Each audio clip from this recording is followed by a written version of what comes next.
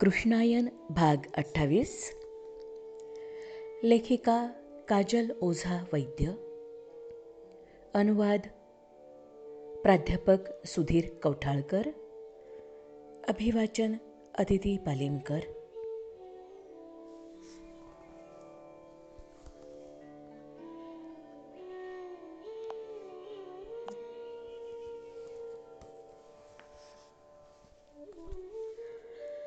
विलक्षण तीव्र वेगानं अर्जुनाचा रथ धावत होता.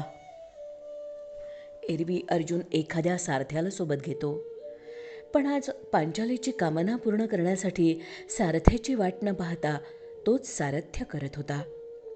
त्याच्या हृदयापर्यंत पोहोचलेली पांचालीची वेदनाच त्याला द्वारकेकडे नेत होती. अर्जुनाच्या मनात रथाच्या दुप्पट तिप्पट गतीनं विचारांचा ओघ वाहत होता. पांचालीच्या मनात विलक्षण खळबळ माजवणारं असं काय होतं? तिला भास झाला होता की खरोखरच कृष्णानं तिची आठवण केली होती. त्याची साद पांचालीलाच का कशी ऐकू आली, मला का नाही? माझ्यापेक्षा ती कृष्णाला अधिक नजीक आहे का? ज्या स्थानावर द्रौपदी आज विराजली होती त्या स्थानावर आपण का नाही पोहोचू शकलो? अर्जुनाला श्रीकृष्णानं कायम स्वतःचा परमप्रिय सखा शिष्य म्हणून स्वीकारलं होतं. अर्जुनाबद्दल अपार प्रेम होतं त्याच्या अंतःकरणात. पक्षपात वाटावा इतकं प्रेम. पण तो तर शिष्य होता. कुरुक्षेत्रावर उभय सेनांच्या मध्यावर गांडीव बाजूला टाकून निराश झालेला, भंगलेल्या मनाचा, भयानक थरथर कापणारा मनुष्य. उलट द्रौपदी अग्निकन्या होती. भीमानं दुःशासनाचा तो हात मुळापासून उखळून टाकून त्या रक्तानं माखलेल्या स्वतःच्या हातानं द्रौपदीचे केस पुन्हा गुंफण्यासाठी तिला आमंत्रित केलं. त्या प्रसंगी ती जराही विचलित झाली नव्हती. बळबळ वाहणाऱ्या रक्तानं ओंजळी भरभरून तिनं वेणी बांधली होती. दुःशासनाचं ते रक्त केसातून कपाळावर, गालांवर, चेहऱ्यावर, ओठांपर्यंत, अगदी छातीपर्यंत वाहत आलं होतं. तिचं उत्तरीय, तिची कंचुकी पार रक्तलांछित झाली होती. मस्तकावर तेलाचा अभिषेक करावा तसं भीम ओंजळीनं दुःशासनाच्या रक्ताचा अभिषेक करत होता तिच्या मस्तकावर. भीमानं दुर्योधनाची मांडी गदेच्या भयानक प्रहारानं फोडली त्यावेळी तिथं उभी राहून ती गडगडाट करून हसली होती. विक्षिप्त माणसाच्या डोळ्यात दिसतं तसं एक वेडेपण पांचालीच्या डोळ्यात होतं. चेहऱ्यावर गंभीर निस्पृहता होती. सुडाची तृप्ती तिच्या अंगातून ओसंडत होती. केवढं भीषण दृश्य होतं ते. जी स्त्री सदैव सुंदर आणि आकर्षक दिसायची त्या स्त्रीच्या चेहऱ्यावर रक्ताच्या धारांनी बिभत्स भीषण दृश्य उभं केलं होतं. केव्हा केव्हा पांचालीचा चेहरा आपल्या ओंजळीत घेऊन जवळून न्याहाळणाऱ्या अर्जुनाला अचानक ते दृश्य आठवायचं. कृष्णाला सांगितलं होतं ते अर्जुनानं. त्यावेळी कृष्णाच्या चेहऱ्यावर स्मित उमटलं होतं, विलक्षण गोड. विचलित झालेल्या अर्जुनानं प्रश्न विचारला होता, सदैव क्षमा करणाऱ्या, स्वीकाराला धर्म मानणाऱ्या माधवा, तूच सांग, हा धर्म होता, ही नीती होती? नीती वेगळी आणि धर्म वेगळा पार्थ. तेच गूढ स्मित कृष्णाच्या चेहऱ्यावर होतं. आंधळ्याचे पुत्र आंधळेच असं म्हणण्याऐवजी डोळसाचे पुत्र डोळस असं द्रौपदी म्हणाली असती तरी काय फरक होणार होता? अर्थ तोच राहिला असता ना? पण कृष्णा कोणतीही गोष्ट स्पष्ट स्वरूपात बोलते, सत्यच बोलते. केवळ आवडणारं, प्रिय असं ती नाही बोलू शकत. आणि सगळंच सत्य हे प्रिय असतं असं नाही पार्था. अजूनही अर्जुन त्याच्याच म्हणण्यावर अडून होता. मी प्रिय अप्रिय, सत्य असत्य यांची गोष्टच करत नाहीये. मी गोष्ट करतोय धर्म आणि नीतीची.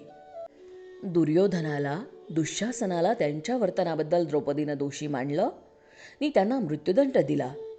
त्या वर्तनाबद्दल, दोषाबद्दल आमचं उत्तरदायित्वही तितकंच होतं ना? काय फरक राहिला मग धृतराष्ट्रात आणि पांचालीत? धृतराष्ट्र मामका आणि पांडवा यातील भेद पाहतो आणि द्रौपदी पण. मधुसूदना, यात कोणता धर्म आहे, कोणती नीती आहे? एक गोष्ट तू विसरतोस पार्था. धृतराष्ट्र जसं दुर्योधनावर करतो तसंच प्रेम पांचाली तुमच्यावर करते. तिला तुमचे दोष दिसायलाच हवेत हे आवश्यक नाही. आपण कितीदा तरी डोळेझाक करतो आपल्या प्रियजनांच्या दोषांकडे. या सर्व घटनेत जर कोणी व्यक्ती, वस्तू अथवा विचाराला दोषी ठरवायचंच असेल तर दोषी मी होतो आणि पांचाली हे जाणते. ते सर्व मी थांबवू शकतो कोणत्याही क्षणी हे तिला माहीत आहे आणि तरीही. कृष्णानं दीर्घ उसासा टाकला. कितीतरी वेळ त्या उभयंतात एक विलक्षण मौन, अस्वस्थ शांती निर्माण झाली. थोड्या वेळानं कृष्णानं अर्जुनाच्या खांद्यावर हात ठेवला. पार्था, स्त्री आणि पुरुष निसर्गतःच वेगळे असतात. त्यांची नीती, त्यांचा धर्म, विचार करण्याची रीत सगळंच भिन्न आहे. एक हृदयापासून विचार करते, दुसरा मस्तकापासून. प्रेम करण्यात पुरुषापेक्षा स्त्री अधिक शक्तिशाली आहे. प्रेम हे स्त्रीसाठी एक समर्पण आहे. तिच्यासाठी प्रेम म्हणजे सेवा, प्रेम म्हणजे सहचर्य. तर पुरुषासाठी प्रेम कमी जास्त प्रमाणात शारीरिक आवश्यकता आहे. स्त्रीचं प्रेम हा एक महान, उन्नत, आध्यात्मिक अनुभव आहे. तर पुरुषासाठी प्रेम एका क्षणभराच्या आवेगाचं नाव आहे. एकाच पुरुषाला आयुष्यभर समर्पित होऊन जगणं ही स्त्रीची नीती. पण पुरुष अनेक विवाह करून सगळ्यांकडून प्रेमाची अपेक्षा ठेवतो. स्त्रीच क्षमा करू शकते पुरुषाच्या गंभीर गुन्ह्याबद्दल. पण पुरुष धर्मनी सुडाची भाषा बोलतो. मग पांचाली का वेगळी वागते माधवा? इतर स्त्रियांसारखी का नाही वागू शकत ती? दुर्योधनाला क्षमा करू शकली असती ना. दुष्टाबरोबर दुष्टपणानं वागलं तर आपण सज्जन कसे म्हणवणार? अर्जुनाकडे कृष्णानं पाहिलं. निर्मळ भाबड्या माणसाला समजवावं तशा नरम आवाजात म्हणाला, पार्था, पांचाली पुरुषासारखी आहे मनानं, बहुविवाही आहे. क्षमा, दया तिच्या नीतिकारणात नाही. कदाचित वैराग्नीत सापडलेल्या त्या अग्निकन्येकडून क्षमेची अपेक्षा राखणं हे आपल्या दृष्टीनंही चूकच आहे. सुडाची परितृप्ती हाच तिचा धर्म. तिच्याकडे स्त्री म्हणून पाहणं, तिच्या संवेदनांना स्त्री दृष्टीनं तोलणं आपली चूक आहे. पण मधुसूदना, स्त्रीसाठी शास्त्रांनी काही धर्म, नीती निश्चित ठरवली आहे. त्यानुसार. अर्जुनाचं बोलणं मध्येच थांबवत कृष्ण उद्गारला, आणि मी तुला सांगतोय की पुरुषाहून स्त्री अधिक आदिम आहे. निसर्गाबरोबर, अस्तित्वाबरोबर तिचा संबंध खूप जवळचा आहे पार्था. स्वतःच्या अस्तित्वाबरोबर संलग्न असं काहीही स्त्रीसाठी फार संवेदनशील तत्त्व होऊ शकतं. 2 अंतिम तत्वांमध्ये जगणारी द्रौपदी जितकी आदिम आहे तितकीच सुसंस्कृत आणि संवेदनशील आहे, हे जाणून घे धनंजया. मुग्ध होऊन अर्जुन ते सर्व ऐकत होता. द्रौपदीविषयी कृष्ण जे काही सांगत होता ते खरंच किती सत्य होतं. खऱ्या अर्थानं ती मुक्त होऊ शकली होती. दुर्योधन दुःशासनाच्या रक्तानं केस बांधल्यावर काही वेळानंतर पांचाली धाय मोकलून हृदय पिवटून जाईल अशी रडली होती. स्त्रीसाठी रक्त ही भयजनक गोष्टच नाही.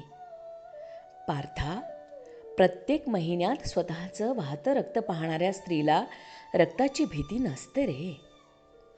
अर्जुनाला आठवलं, कुरुक्षेत्रावर संहारानंतर दुर्योधनाला, दुःशासनाला ती जणू विसरूनच गेली होती. नंतरही तिनं कधी ती गोष्ट उच्चारली नव्हती. ही नावं जणू तिच्या काही जीवनात अस्तित्वातच नव्हती. विलक्षण सहजतेनं तिनं ही गोष्ट मनातून पार पुसून टाकली होती. सर्व प्रसंगच ती विसरून गेली होती. आणि वर पुन्हा भानुमतीचं, वृषालीचं केवढं सांत्वन केलं होतं तिनं, मोठ्या बहिणीसारखं. त्यांना आश्रय देऊन सांभाळलं होतं. हस्तिनापूरच्या महाराणीला साजेल असं. कृष्णा, किती सार्थ नाव होतं हे. द्रौपदीही कृष्णासारखंच स्वधर्माला मानत असे, कर्म मानत असे. कोणत्याही प्रकारच्या अपराधीपणाची जाणीव न ठेवता परिस्थितीचा सहज स्वीकार करत असे. स्वतःच्या पुत्रांच्या भीषण हत्येनंतरही ती संतुलित राहू शकली होती.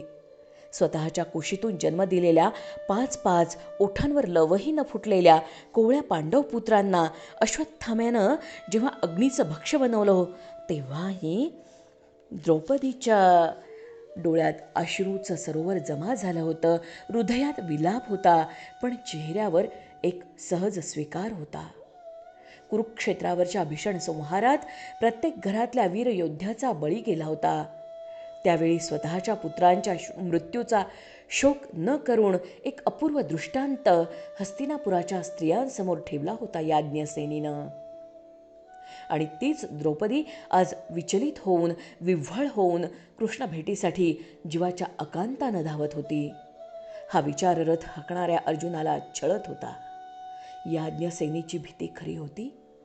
तिचा सखा, तिचा गुरु, तिच्या जीवनरथाचा सारथी खरंच एखाद्या संकटात सापडला होता का? त्यानं खरोखरच स्मरण केलं होतं याज्ञसेनीचं?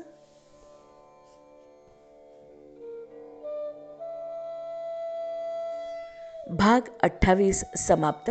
क्रमशः.